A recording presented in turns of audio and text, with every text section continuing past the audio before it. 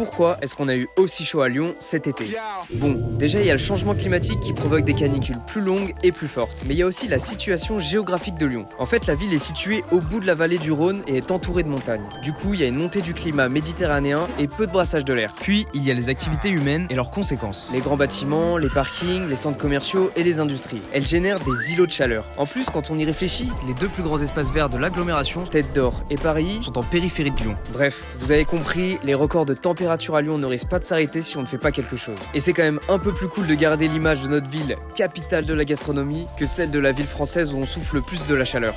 Ok, merci pour les infos, mais qu'est-ce que je peux y faire moi? Eh bien sache que si tu as entre 16 et 25 ans, que tu as une activité à Lyon ou que tu y vis et que tu as une idée qui permet d'agir sur le climat, la ville t'offre une aide financière. Cette bourse jeune Lyon 2030 va jusqu'à 2 000 € pour un projet solo et 5 000 € pour un projet collectif. Ça se passe via le site de la ville de Lyon et on te met le lien en description. Les inscriptions sont ouvertes jusqu'au 19 novembre.